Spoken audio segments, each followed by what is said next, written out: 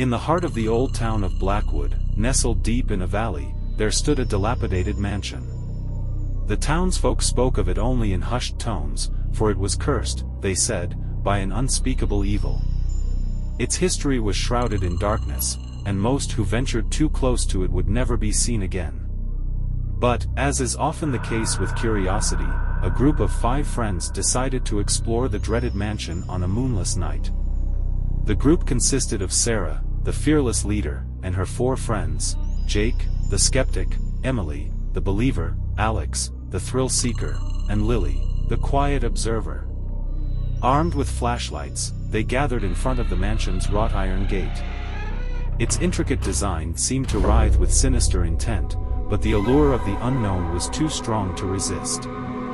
The mansion loomed before them, a monstrous relic from a bygone era. Ivy covered its crumbling walls, and the once grand windows stared vacantly into the night. Sarah led the way, her footsteps echoing ominously in the silent courtyard.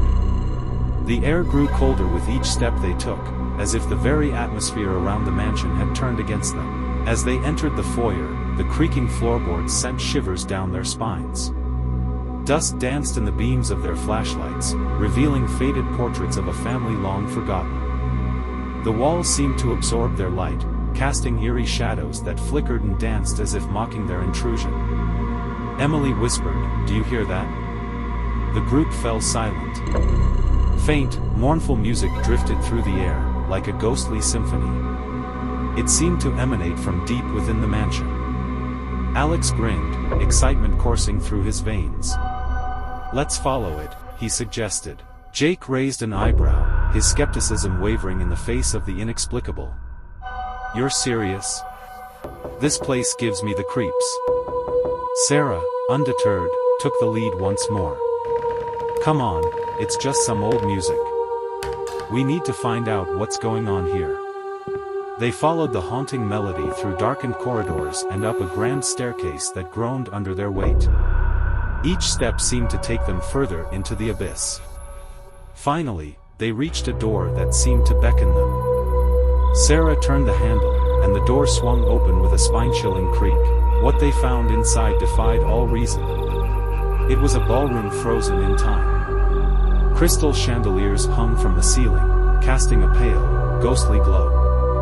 Elegant couples in tattered finery danced across the floor, their movements graceful yet unsettling.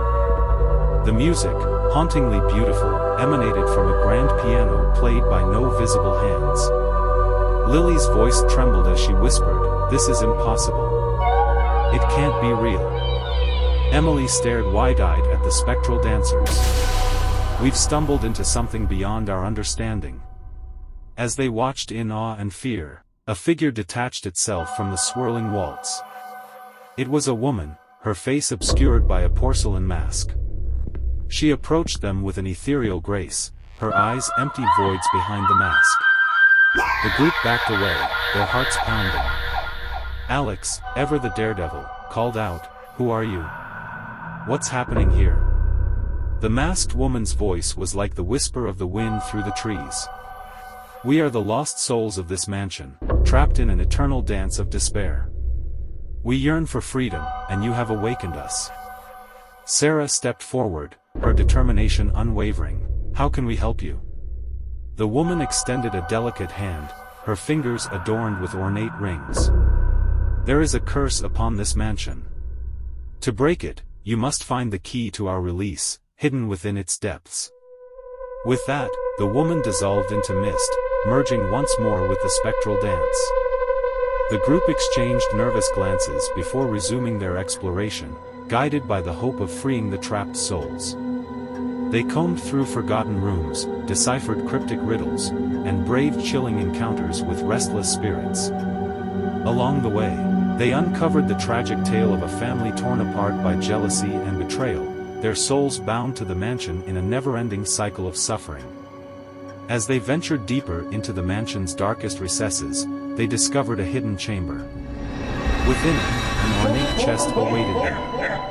Sarah cautiously unlocked it with a key they had found earlier, and inside, they found a magnificent, jeweled pendant. It was the key to breaking the curse. With the pendant in hand, they returned to the ballroom, where the spectral dance continued. The masked woman reappeared, her expressionless mask seemingly acknowledging their success. Emily held up the pendant. "We have what you seek. Will this set you free?" The woman nodded, and with a sweeping gesture, she beckoned the group to the center of the ballroom. Sarah placed the pendant on the grand piano, and the room filled with a blinding, otherworldly light. The dancers spun faster and faster, their movements growing more frantic, until with a final, crescendoing note, they erupted into a blinding burst of energy. The mansion itself seemed to tremble as the curse that had bound them for centuries shattered. When the light cleared, the mansion was still and silent. The once spectral dancers had vanished, and the masked woman was gone. The group felt a profound sense of relief and accomplishment. The mansion, once a place of unspeakable dread, was now peaceful.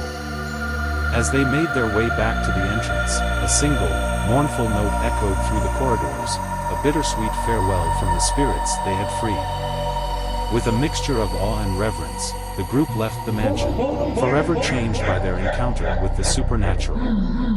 Blackwood would no longer speak of the mansion in fear but in hushed tones of the friends who had ventured into its depths and emerged as heroes, breaking a curse that had plagued the town for generations.